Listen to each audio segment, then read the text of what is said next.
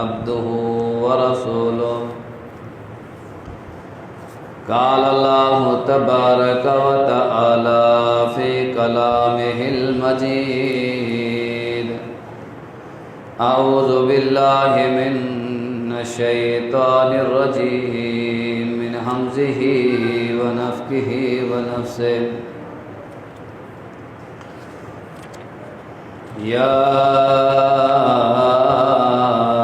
أيها الناس إني رسول الله إليكم جميعا الذي له ملك السماوات والأرض لا إله إلا هو يحيي ويميت فآمنوا بالله ورسوله النبي الأمي الذي يؤمن بالله وكلماته واتبعوه لعلكم تهتدون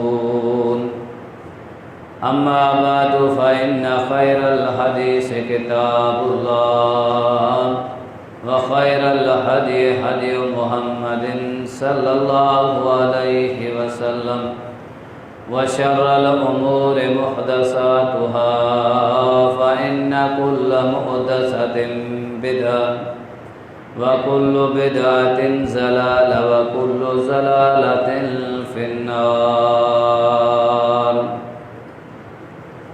اللهم صل على محمد وعلى آل محمد كما صليت على إبراهيم وعلى آل إبراهيم إنك حميد مجيد اللهم بارك على محمد وعلى آل محمد كما باركت على إبراهيم وعلى آل إبراهيم إنك حميد مجيد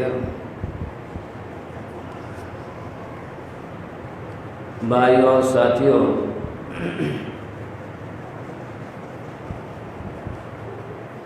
انسان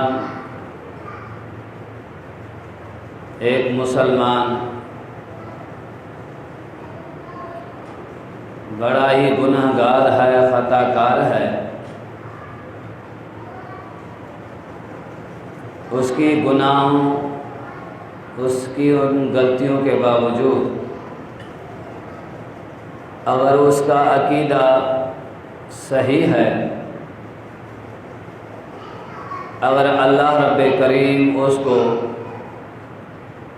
اس کے عقیدے کے بنا پر بھی جنت میں داخل فرما سکتے ہیں۔ اگر ایک انسان نیک صالح ہے، پرہیزگار ہے، اس کا عقیدہ صحیح نہیں ہے،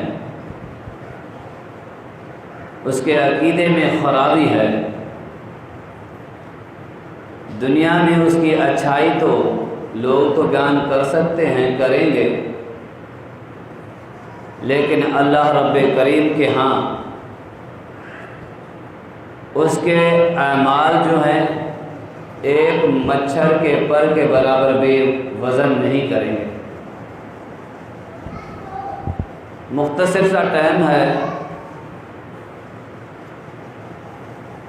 ایک ہمارے عقیدے کی بات یہ ہے کہ ہم رسول اللہ صلی اللہ علیہ وسلم کو خاتم النبیین تسلیم کریں،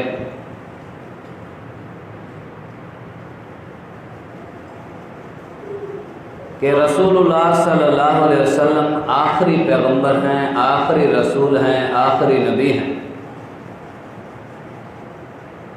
یہ وہ عقیدہ ہے جس کی جدوجہد کے لیے بڑے مسلمانوں نے قربانیاں دی ہیں۔ آج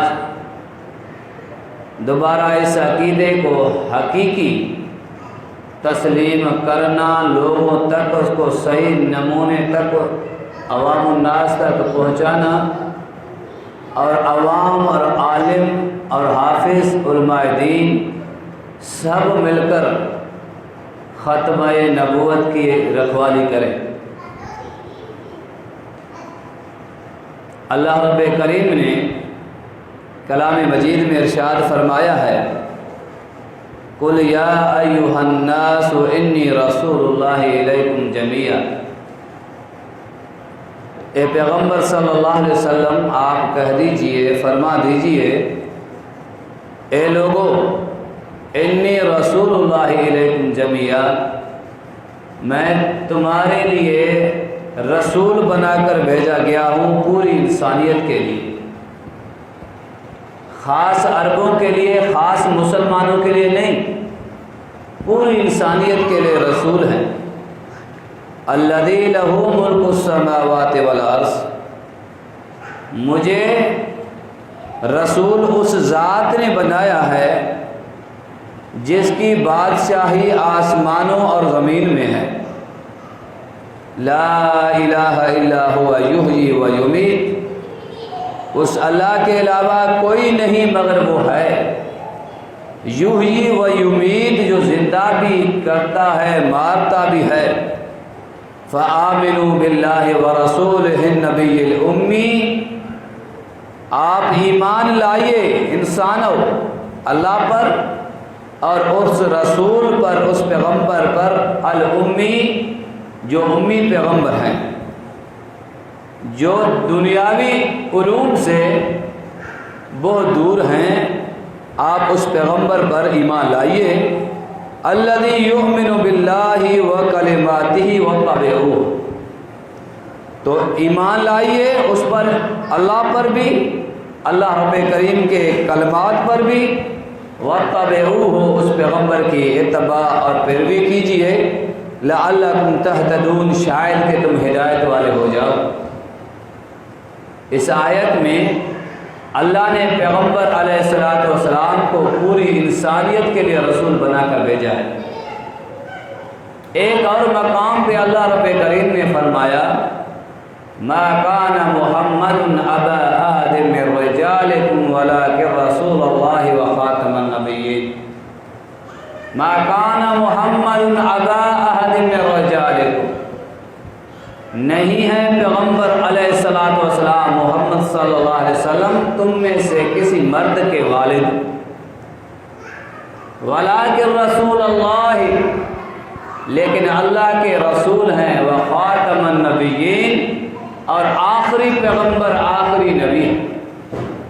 اس آیت میں اللہ رب کریم نے محمد رسول اللہ صلی اللہ علیہ وسلم کو آخری نبی بنا کر بھیجا ہے۔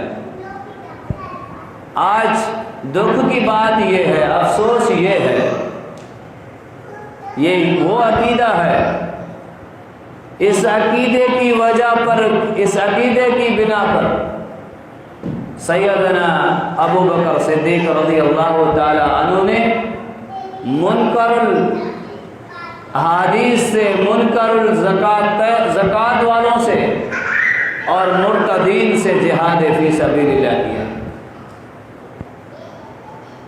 سیدنا ابو بکر صدیق رضی اللہ تعالی عنہ نے ان لوگوں کے ساتھ جہاد کیا، قتال کیا ہے جو رسول اللہ صلی اللہ علیہ وسلم کو بھی نبی مانتے تھے، مسیلمہ کذاب کو بھی نبی ماننے کے دعویٰ دار تھے، طلحہ بن خویلد کو بھی، اسود عنسی کو بھی انہوں نے نبوت کے دعویٰ کیے تھے۔ سیدنا ابو بکر رضی اللہ تعالی عنہ، تو یہ ایک پرانا ایک سلسلہ ہے، اس عقیدے پر شروع سے ہی لوگوں نے حملے کیے ہیں۔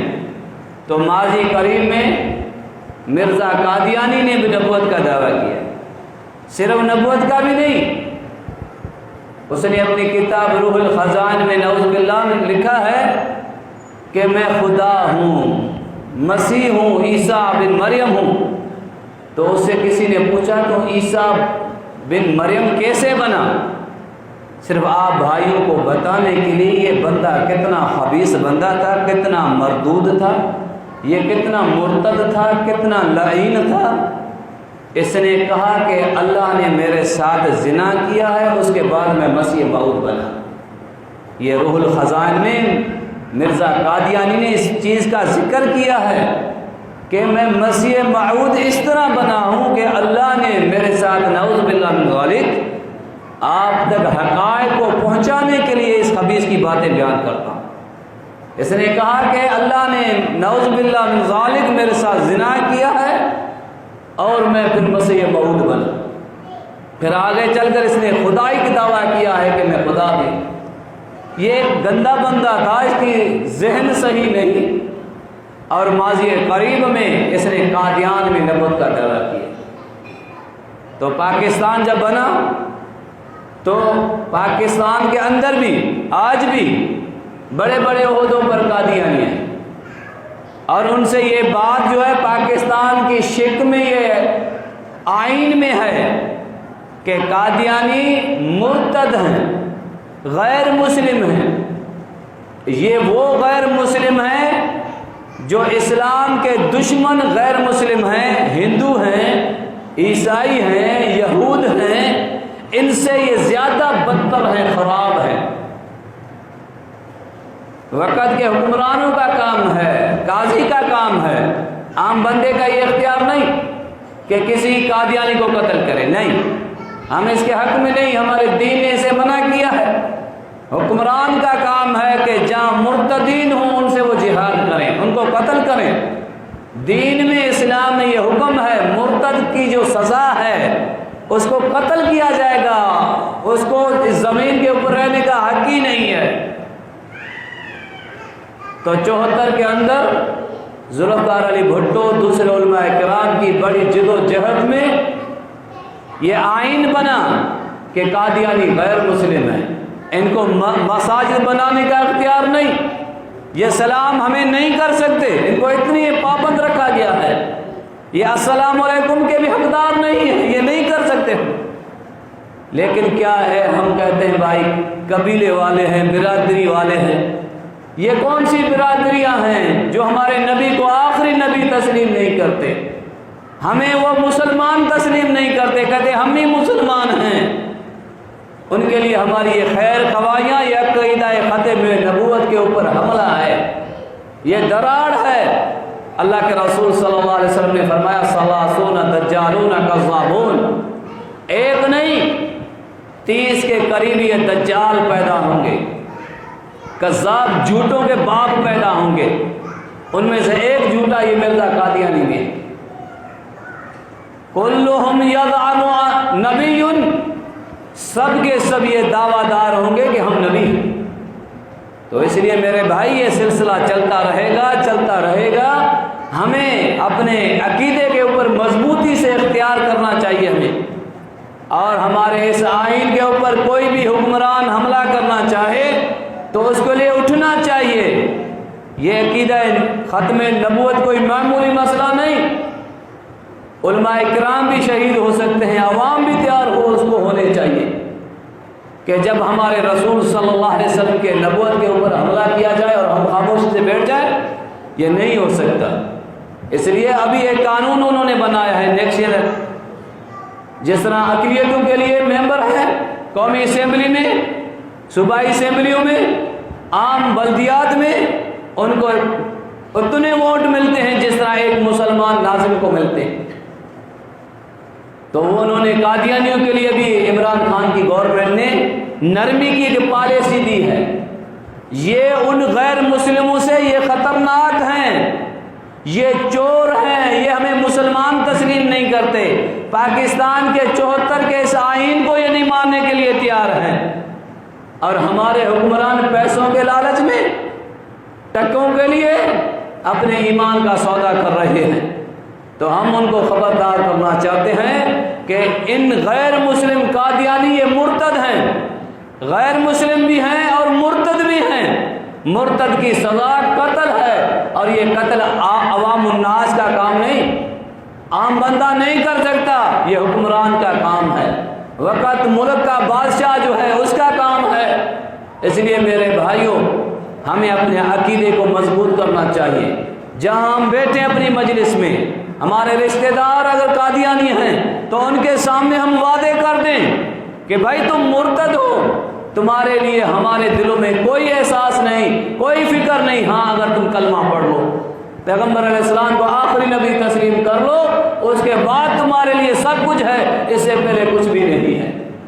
اس لیے میرے بھائیوں، ہمیں عقیدہ ختم نبوت کے لیے تیاری کرنی چاہیے۔ وقت کے حالات کیسے بن رہے ہیں، تو اس لیے تیار ہو جائیں، آپ مضبوط ہو جائیں۔ آپ زندہ ہیں تو غازی ہیں، اگر شاید مار دیے گئے ہو، قتل کر دیے گئے ہو، چلتے پھرتے کسی نے مار دیا ہے، تو آپ شہید ہیں، ہم انشاءاللہ شہید ہو جائیں گے۔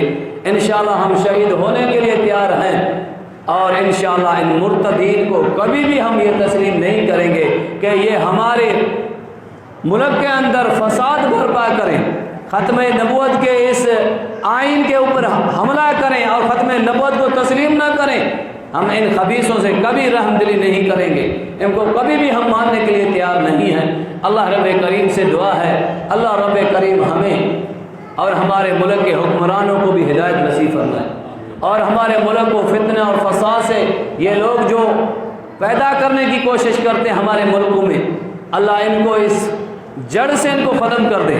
جو ختم نبوت کے آئین میں ترمیم کے قائل ہیں، اللہ ان کو ہدایت نصیب فرمائے۔ اللہ ان مردودوں کو جلد سے جلد اس زمین سے اٹھا لے، جس طرح یہ زمین پاک اور صاف ہو جائے۔ اقول قولی ھذا استغفر اللہ لی ولکم ولسائر المسلمین وآخر دعوانا الحمد للہ۔